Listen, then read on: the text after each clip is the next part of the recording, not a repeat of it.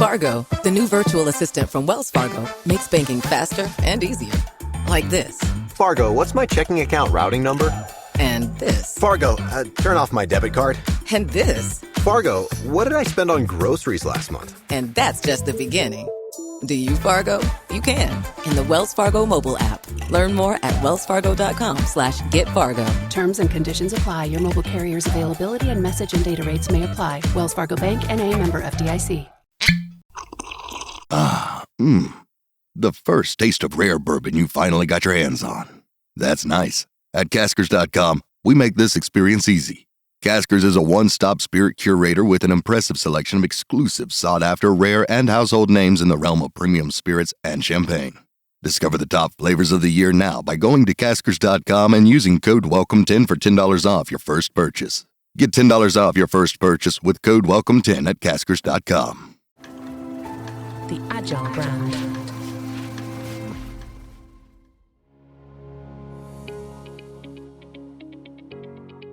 Welcome to the Delighted Customers Podcast, now part of the Agile Brand Podcast Network.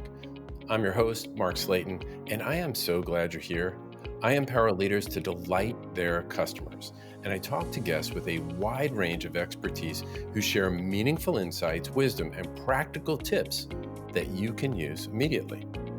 I'm also excited to announce the Trusted Guide Roadmap Masterclass for CX leaders who struggle with executive buy-in and are ready to go beyond CX fundamentals. The Masterclass gives you proven frameworks and takes you step by step through a 4-step model that will move you past the frustration of not getting your work done.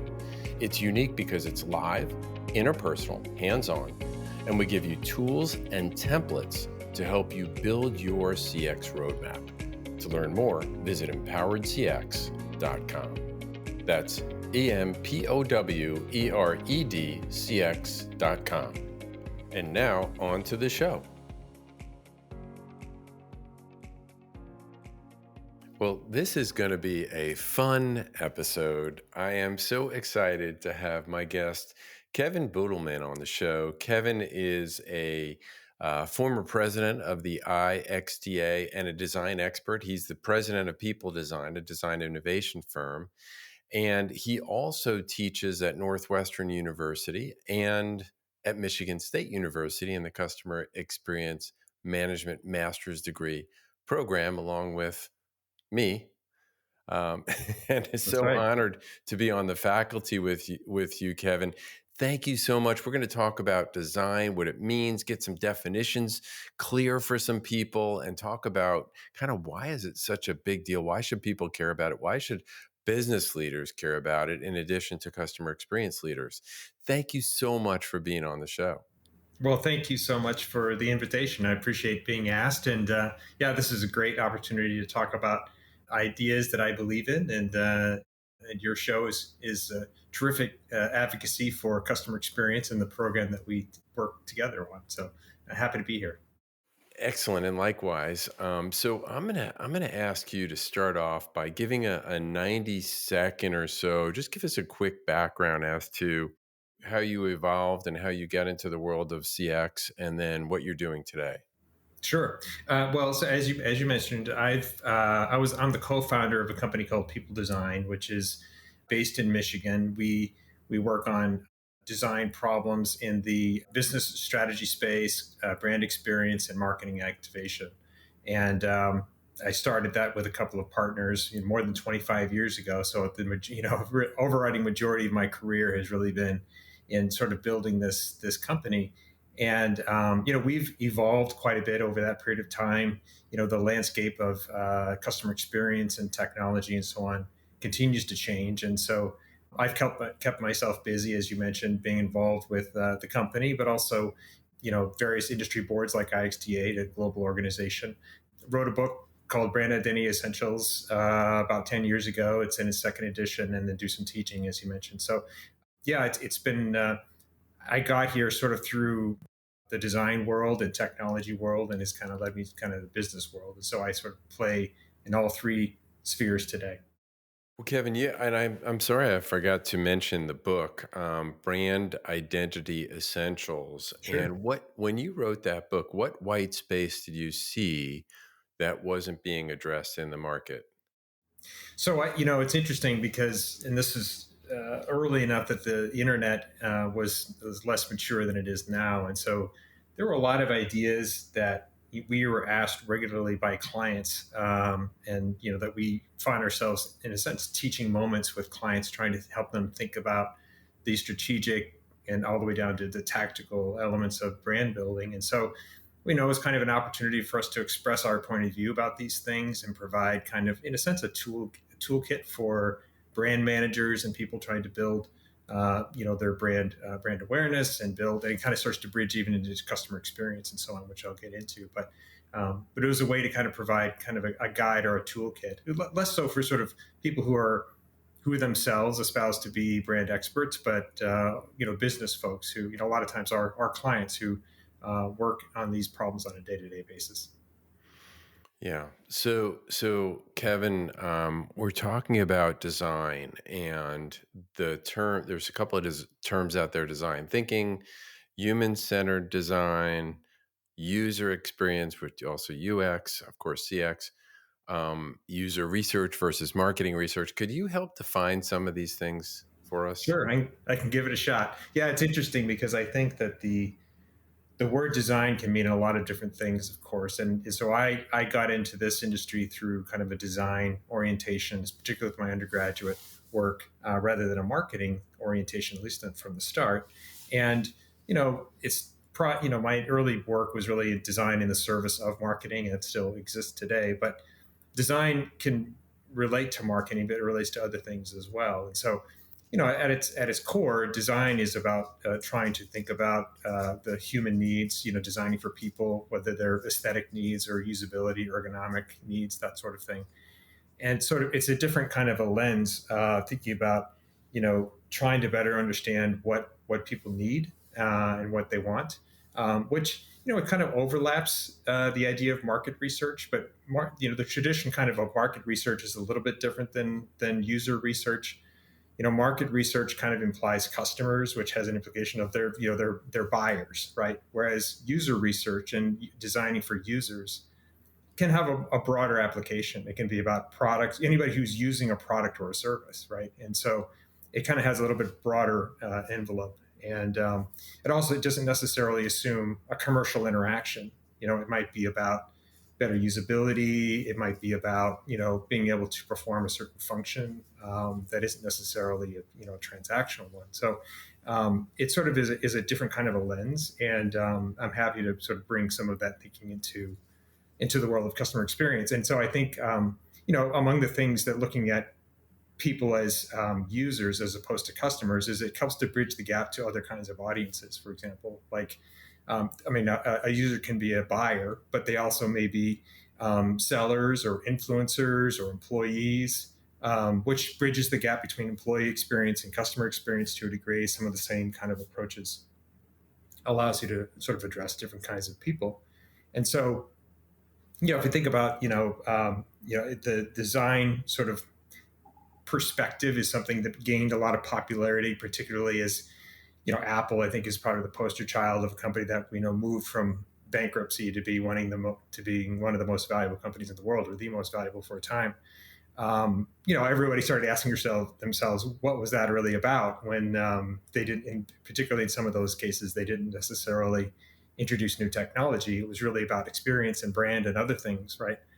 And so the emergence of this idea of design thinking, which is really trying to bring these kind of user-centered design approaches at scale within companies and trying to work on kind of collaborative processes, have become more mature over the last decade or so. And as you mentioned, there are a lot of terms being floated around. So in the design world, people talk about user experience, and they're usually talking more like at a product level versus customer experience, which is kind of more of at a macro level. And other terms like interaction design and service design. And from my perspective, whether it's kind of micro or macro, everyone's kind of talking about trying to improve a customer journey.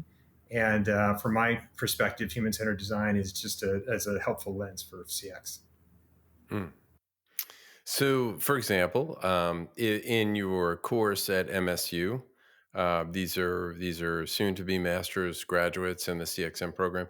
what do we want to impart to them as it relates to, information around design? Yeah, I think one of there are some macro forces at work here, I believe, and some of the material that I teach in my class is about how we're sort of shifting from an era that has been mostly defined by industrial processes, right? So the assembly line and kind of how we think about the nature of organizations today, how they function, and how they work with their customer groups. And we're moving into this era that is more driven by technology, by information, and the way we think about it is an era of choice, and which is to say, customers can really vote with their preferences and can through technology, new technology solutions. I mean, Amazon is a great example, of course, how it started to shift the historical monopoly powers that existed just by geography, for example, where people can choose to not go to the local bookstore and buy something online, and you overlap streaming services and software service, all these things that have happened. It's never been cheaper to switch, so the switching costs are low for customers. They have more and more options available to them, and so from my perspective, the experience that they have with these products and services becomes one of the most critical parts of their relationship with any organization. And I think anybody who's sort of has already kind of drank the Kool-Aid on the CX world believes that. But I think it's more true today than even it was 50 years ago. And it's because of these other factors that are at play here. So from our perspective, starting to think about the human experience of it using these human-centered design approaches and kind of thinking through these kinds of problems is a way to create a stronger connection with their customers. And so ultimately, customers will very often choose the easiest or best path, and they'll happily stop using your product and service for something else if it's better. And what does better mean? And the difficulty in making something better is sort of in many ways the stuff of CX. But trying to understand what's really behind those decisions on the human side is where I think the human-centered design approaches can play a role. Yeah, I think it's fascinating. I think that we've come to the realization that the power shifted really to the customers from the businesses, and when we start, it's almost an empathetic approach of treating them like humans, trying to understand what it is they think, feel, how they use the product, how their experience will be enhanced. And I think about an example, an illustration that one of our professors in practice there in the faculty of MSU, Lou Carbone, in his class and from his book, Clued In, he talks about, and he's talked about Disney and the experience of Main Street. And some people may not know this, but Main Street in Disney is a design, a human-centered design aspect to it, where as you're coming in, it goes, it appears that it's a longer approach, the way they designed it, right? The width of the street, it changes from the beginning to the end. Yes. And the idea is to get out, they want to move you out quickly. Yes. So the perception is that you're moving out quicker, and maybe there's some fact to it because the dimensions are a little different, but I think it's more about perception. And it's all about, the journey from beginning till end. In that case, it's the day. Of course, the journey for a Disney experience starts way before you get to the park and way after you leave the park. But comment on that. Like, is that an illustration that would be applicable in the world of human-centered design? Absolutely. Yeah, absolutely. There's a great example. No, I think it's true. I think it's one of these things where I think we intuitively know this, but, more and more of our existence in the world are made up of designed experiences. Like, you walk down the street, you driving your car, you're using your television set, you take a train. Every one of these interactions is somebody, whether they skillfully or not, intentionally or not, designed these things, right? So all of these experiences are things that somebody has put this together. They had signage and cues, visual cues, verbal cues, spatial cues. And Lou's example of Disney is a great one, of course. And it's like there are all kinds of interesting. It's like I don't know if you're familiar with some of the hotels in Vegas. The windows are actually designed so that it looks like a traditional window with like a mullion, like a that you would see in a normal house, but it's actually 2 stories. You actually look at two stories, not just one story, just a window. And it's an optical illusion to make the building that look not as large as it actually is, because it's a massive building. That's partly why when you're walking down the strip, it takes you like way longer than you think it does to get to that building, because it's actually farther away than it looks. There's a lot of things going on in the world that are not necessarily about deception per se, but they're clearly about perception.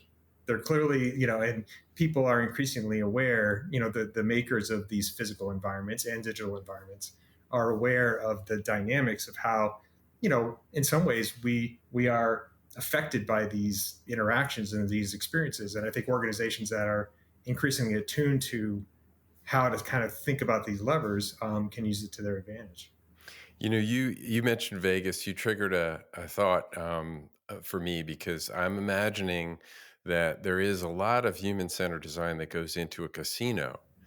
And Absolutely. and I don't know if any of this is true. You might know more so than me, but I've also heard, like, from the floor where most of the money is being made, and the slot machines, or the roulette, the blackjack tables, whatever, that you really can't see an exit. You can't Right. see a Right. window. You can't. There's No, no. no clocks, no exits, no windows, just free drinks. Just free I drinks. mean, but yeah, so these are choices. Absolutely. Yeah. That's I something. think I also heard, like, something about ions and ionization. I don't know how that works. And then even the scent, like the odor as you come in, is Right. supposed to be Right. pleasant. What do you know about, like, whether it's a casino or some other public place where they're appealing to your senses? Oh, absolutely. Well, that's increasingly the forefront of a lot of in the sort of the, let's say, experience design world. People talk about, all 5 senses. So we can talk about, again, visual cues, auditory cues. Certainly some of the big hotel chains, the fancier hotel chains, are definitely, they're working on scents in the lobby, sounds, even auditory design, which is to say, like, if there's like a water treatment or something. I mean, these things they might even have acoustical masking properties so that you can have more privacy. I mean, these are all, they are, it kind of gets into the stuff of architects and interior designers, but it starts to get into this kind of interesting soup of, like, how do you deliver an experience? What is an experience? I mean, one of the articles we wrote several years ago was the idea that, of course, in the design world, we tend to think that, like, we can design these experiences, and experience design is literally a phrase people use, but you can't actually design anybody's experience, right? All you can do is design these artifacts around the experience, hoping that you influence the experience, right? But it, again, goes to the fact that the experience itself is very human, right? It's internal to the individual. They're just perceiving things along the way. You can shape that experience by interactions that you can create. But yes, you can absolutely. Is one of the things that people talk quite a bit about these days, are how to address all 5 senses. Well, and Kevin, you don't just teach, you also practice, and you have a business that That's right. supports businesses who are looking to improve the client experience, and improve business results. Um, can you think of an example of somewhere where you were brought in, there was an issue, and then you made a change that ended up in a positive outcome? Sure, sure. Well, so one of the things, one of the things about user perception and user research, a fundamental tenet of user research, is that you can ask people what they want, but they can't tell you what they need. Mm. And a great example, like, nobody asked for an iPhone, right? I mean, no survey resulted in coming up with an iPhone.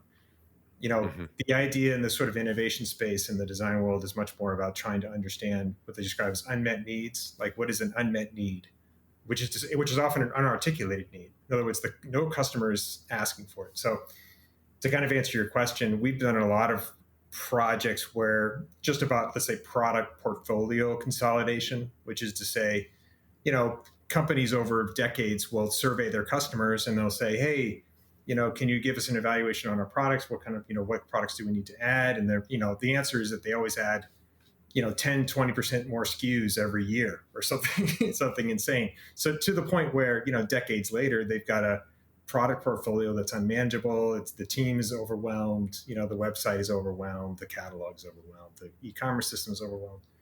But it's because they keep asking people what they want as opposed to trying to deliver what they possibly need. Now, again, that starts to sound a little authoritarian or something, but the truth is, if you can try to capture what customers actually need, you might deliver a better experience. So in several cases, we've done basically culling of product portfolios to better understand, to reshape, sort of the classic is kind of the 80-20, right? Which is to say, which 20% deliver 80% of the value.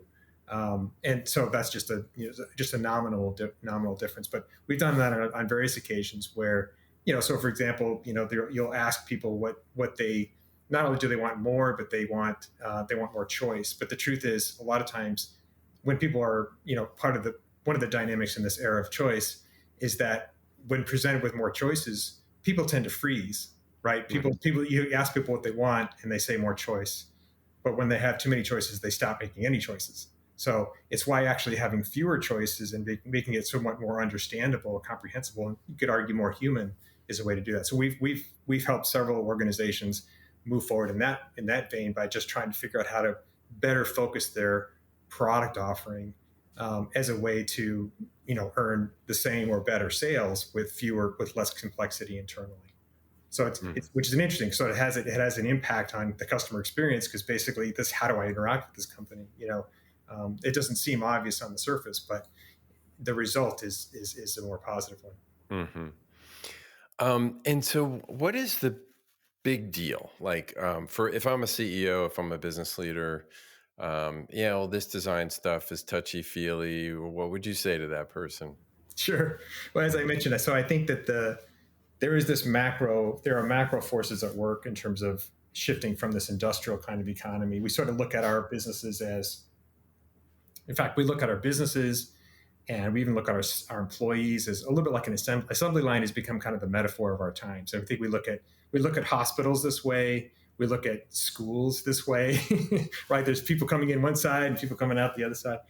And we're not widgets on an assembly line. People are not that way. You know what I mean? So, and I think the information economy has changed the dynamic. So as I say, I think that the fact that customers are more empowered to make choices forces organizations to have a better understanding as to how customers make choices, which is a human issue, really. It has less to do, it's in some ways less about kind of macro market issues and sometimes almost more at an individual level. And, I tend to think that, there are these big jobs to be done, so to speak, from a macro standpoint that a CEO or an organization needs to focus on. And one is around about brand meaning, and then the other one is about customer experience. And what's interesting about that from our perspective is that this is like practically nobody's job. Like literally, like very often there's nobody who's actually in charge of these two things, which I would argue are two of the biggest issues that are facing an organization today, at least in terms of developing top line growth. So now, granted, customer experience and the program that you and I are involved with at MSU is, this is one of this podcast and the subject of many books. It's an emerging practice, right? There is an emerging understanding of its value and why CX is even something we're talking about. And the same with brand. There are lots of people with brand in their title, but I would argue that they're kind of more umbrella messages or umbrella ideas. And so this human-centered design approaches are ways to start to address these two kind of big tent poles, if you will. Yeah. Well, I'm thinking how would you begin to attack a problem? And I also think about what's one of the coolest projects that you worked on. But let's just maybe do them both. Like, what's one of the ones that maybe you're the most proud of, or had the most fun with, or think was the coolest, and how did you approach it? Well, so we have a pretty standardized process for doing these things. I think it's starting with, essentially, user research as a way to start better understanding the nature of the problem and better, kind of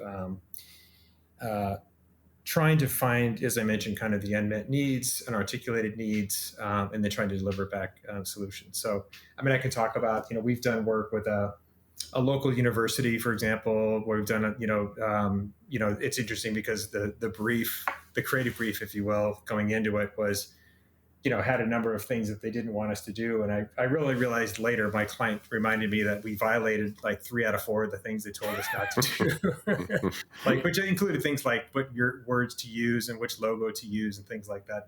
And we weren't trying to be difficult, but I think that trying to understand what are the boundaries of the box and trying to reshape that has been part of it. So, we've been involved with campaigns and things that are a way to trying to deliver. So messaging, for example, and experiences that come from that. So nearly all of our projects, start with kind of this research bit, and it kind of moves into kind of positioning, and then that positioning has an impact on the rest of the organization. So,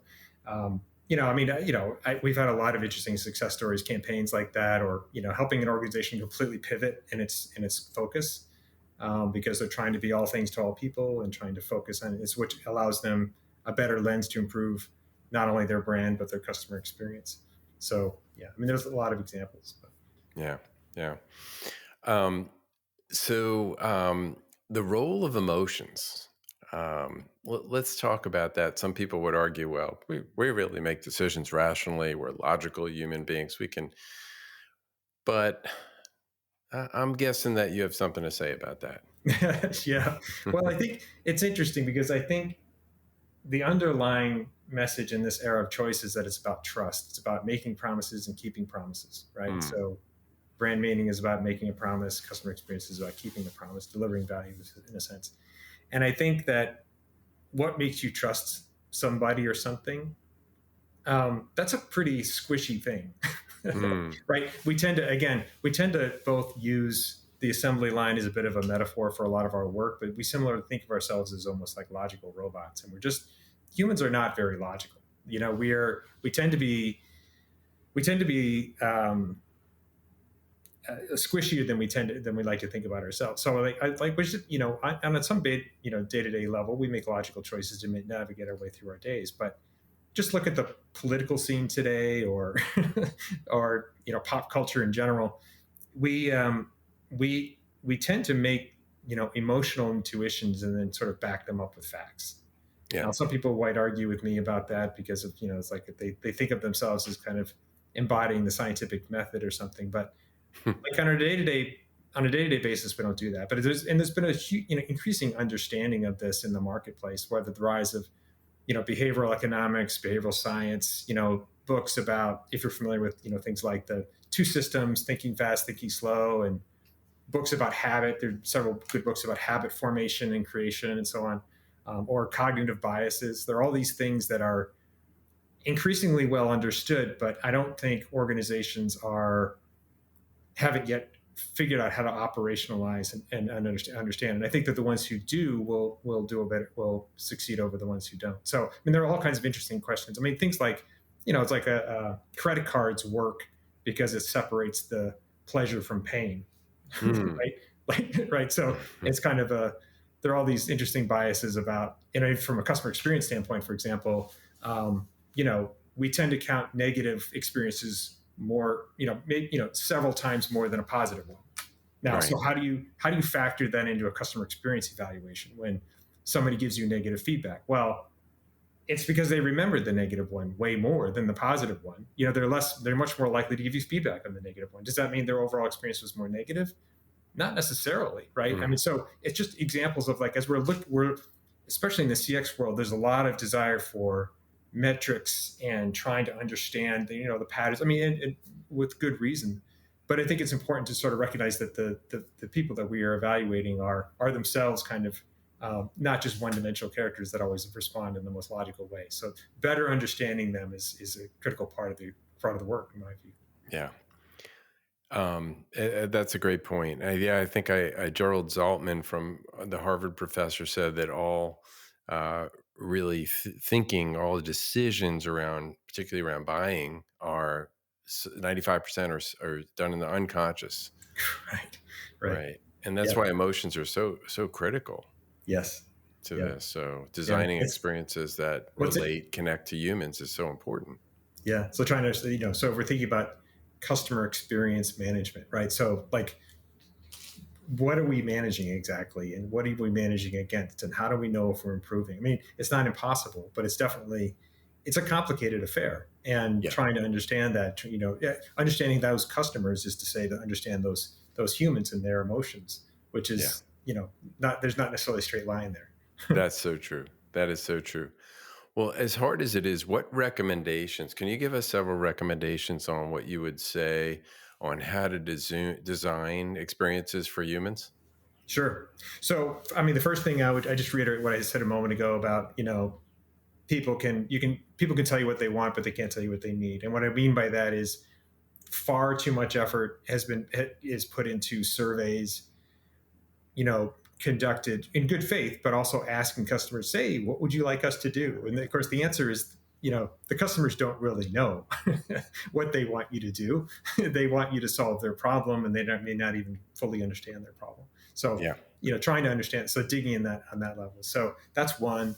I guess another one, playing off that same idea, I think you should seek to better understand the internal motivations and tracking behaviors and perceptions, and essentially trying to understand those underlying incentives that are feeding into your customers' decision making process is something that is should be an ongoing exercise. I think it's one of the things. I mean, we can talk about Google and what that's become as an organization, Alphabet, I suppose, these days. But among the things that they have over most other companies is that they have a much better understanding, a more robust understanding of their customers than anyone else. Mm. Which I think the ones who understand their customers the most are going to win in the long term, I believe. So like having a three-dimensional understanding of your customer and not just kind of a very kind of one-dimensional, quantitative understanding is good. So and then another one is to think about, and again, it goes into customer decision making. Customers also, all people, we tend to have a sort of a self-identity, whether or not we think about it explicitly or not, which is to say, I identify with an individual as an individual. I identify myself as a group, as part of a confab of some sort, whether it's my family or the company I work with, or what clubs I belong to, what sports, what activities I participate in. We all kind of, but again, whether or not we think about it consciously, we walk around thinking, I'm the kind of person who would, or I'm the kind of person who would. Like I'm, I wouldn't wear that kind of shirt. I'm the kind of guy who would drive that kind of car, which is and again, we don't think about it consciously necessarily, but there's an internal narrative that we're telling ourselves. So, among the things we work with our clients on is trying to understand, like, how does your brand narrative fit into their personal narrative in a sense? And again, the way we look at it, customer experience is an extension to that narrative. It's actually delivering on the narrative. If the brand is the promise, the customer experience is delivering on that promise. So how is the customer experience actually extending and delivering on the sense of self-identity? So like there's an identity of a company and an identity of an individual, and how do these things kind of overlap? So again, those are just a few ways, I guess, to sort of think about it, but it hopefully brings some additional insights into customer experience. Yeah, I think it's really interesting, Kevin. I think about this idea of Simon Sinek talks about the golden circle and the why, and they Right. don't buy from you because of what you make or how you make it, but why. What is Yes. your mission, and does it connect with my mission, right? Yes. Yeah. Absolutely. Well, and it's very interesting too, because, and I'm a fan of his, and I think that but I will say it's interesting how, especially in this kind of, there's a lot of political polarization that goes on in these days, in terms of like, what does why mean? What is purpose? Like a lot of companies talk about their purpose and so on. And I do think that, and the way he talks about that concept is important and valid. But I also think there's lots of different levels of whys too. Like, so I think part of it is like, even like when we dig in, not to get too kind of transactional about it, but it's like sometimes when we're digging into what's the motivation, the why, so to speak, why a customer will behave a certain way or not, Sometimes it's just like, I just want to look good in front of my boss, which is, Mm-hmm. again, they're not going to say that to you, but that's what No. they're trying to do.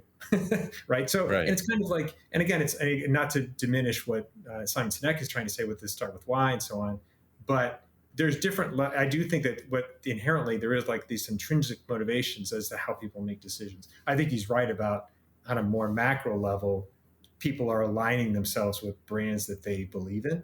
And that's, but again, it's an artifact of this era of choice. If I can buy a book from 5 different places online and they're all kind of the same, which one do I buy a book from? So, or watch TV from, or whatever the service or product is. So it does play a role in terms of like that level of higher level wise kind of more ties into the personal identity piece. Yeah. I'm gonna do my best to put a bow on the conversation, and you tell me if I'm totally lunatic. What what I heard really is that human-centered design is in a current modern day outcome of a shift from industrial age, where assembly line factory, that was production was driving what consumers had to choose from. Now there's been a shift. The shift is the consumers have lots of choices, and that is a motivation for CEOs, if they want to protect their business or grow their business, to be the best choice in the mind of the consumers. And by deeply understanding what it is, not necessarily what customers say they want, but what they need, and then responding to that, in the connection between the brand promise, which is what we're saying we're about, what we're promising we're about, and then the customer experience, which is delivering on that promise.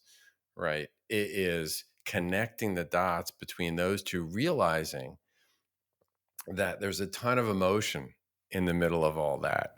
And so even trying to nail down or peg, that even if the best you can do is try and generalize about that, because even consumers' motivation really from day to day, um, depending on the product. And we talked about sort of this day to day over chronologically, their needs change, but also like levels depending on where your product fits into the, I may buy from a certain mulching company because of their environmental mission, but when it comes to, I don't know, toothpaste, I really don't care about their environment. I just care about what it tastes like in my mouth. Am I getting close?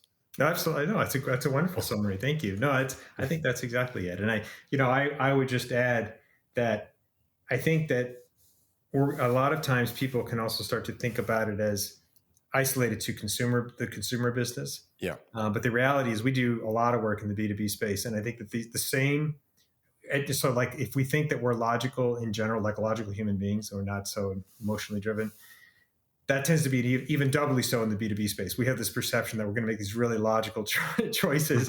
And I have found that to be not really as true as we think it is. I mean, obviously there are some clear metrics, price, et cetera, et cetera. But, there's a reason why there are these cliches about like, well, nobody ever got fired for hiring IBM, or nobody ever got fired for doing, it's like eventually became Microsoft or whoever else. I think it's and what they're really doing is they're basically relying on trust. There wasn't anything in the proposal that they were relying on. It was the fact that it was the brand perception and the belief that that organization is going to do them a solid. So I think I think that's a great summary. I would just add that the B2B space is not different in that way. In fact, I would even argue that the B2B space and B2C space is getting increasingly blurry. Yeah. Yeah, and trust is something that's near and dear to my heart. In my course at MSU, we start off, it's customer relationship management. So we spend the whole first module really talking about trust from a bunch of different angles. And then the master class that I offer is called the Trusted Guide Roadmap. There you go. and the idea there is twofold. One is, as a CX leader, if we're trying to make change, we really need to be trusted. And two is, the last part of that is about proving the value of CX, and there's different ROI models. But if you aren't trusted first, you're going to have people can find reasons there's something wrong with your proposal. They can Yes. always, if they don't like you, they Right. don't trust you, they Yeah. don't, whatever. There's a whole bunch. A friend of mine who wrote the Trusted Advisor book, Charlie Green, says it's really more than that. He would use the word, what does he say? Convenient fiction. That logic, Yes. even in the Yes. C-suite, Yeah. logic plays the key role. Really, if you think about it, if you, Kevin, if you've got a project that you're working on that is going to save an organization, let's say it's a culling of products and you're going to consolidate the number of SKUs and Mhm. save them money Mhm. by not carrying inventory or whatever's cost associated with Exactly. that, Right. the old 80/20 rule.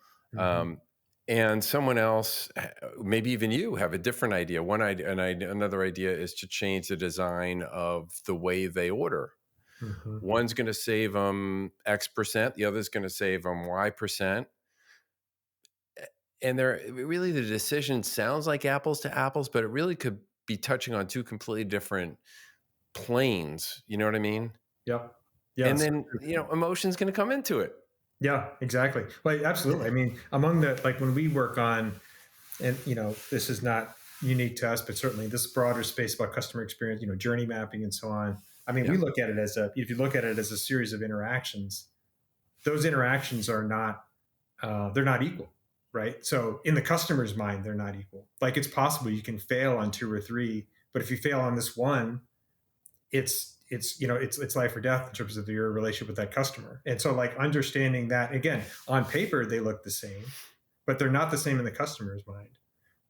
And then also it layers into things like your brand position. So it's like your classic, when back when FedEx was relatively new, and I think their slogan was something like when it absolutely has to be delivered overnight or something like that, right? Well, if they failed on that point, everything else doesn't matter, right? So so not all interaction is the same, and I thought, so to your point, there's a question of like, ultimately you can always invest in every one of those interactions across the board.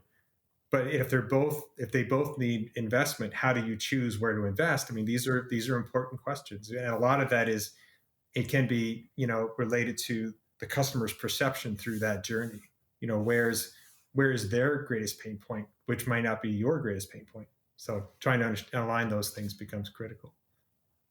Well, so much fun talking about this stuff. I got an education, as I always do, learning. If you are listening and you're interested in broadening your education horizon, I professors like Kevin, who also teaches at Northwestern, right?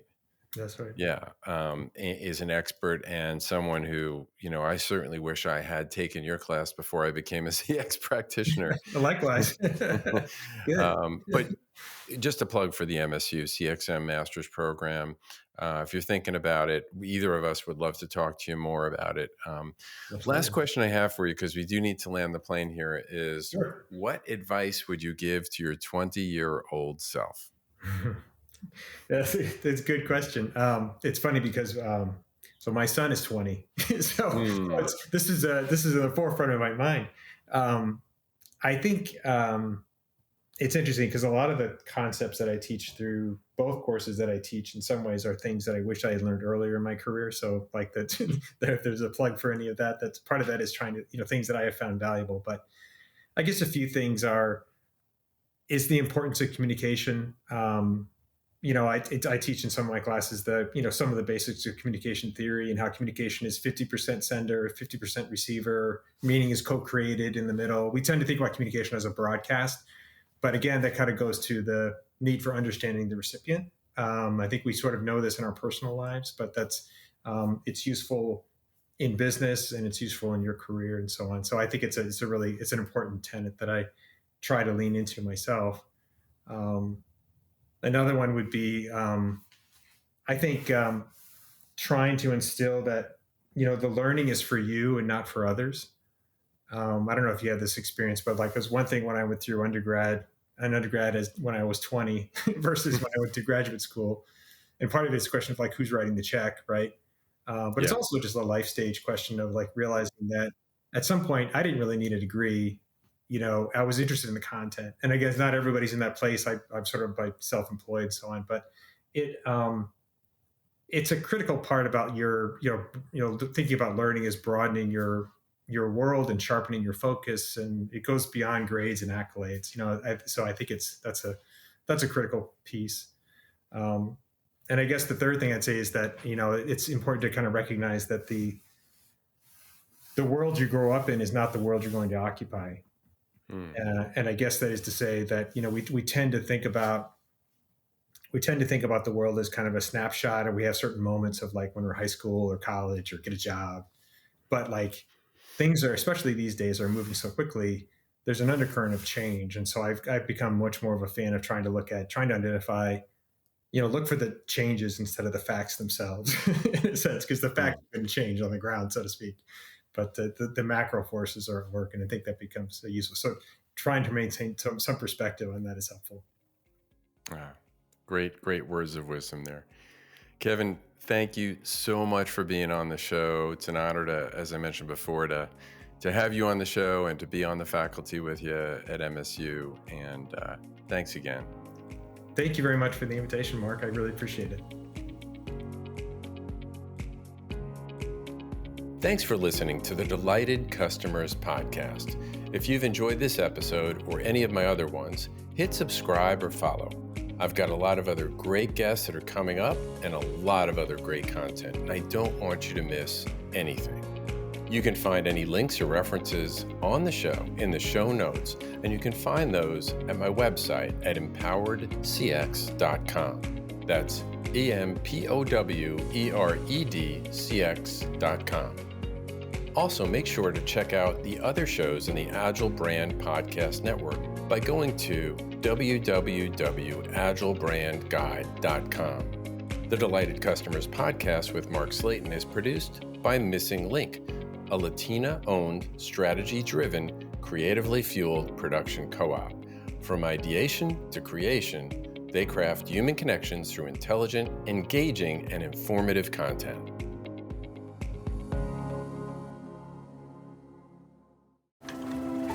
The Agile brand. Hello, saver. Whether you're saving for that trip to the tropics or saving for an emergency, now is the time to take advantage of Wells Fargo's savings options. Wells Fargo offers savings accounts that can help you save towards your goals. So, what are you saving for? Visit a Wells Fargo branch or wellsfargo.com/save to open a savings account today. Wells Fargo Bank, N.A., member FDIC.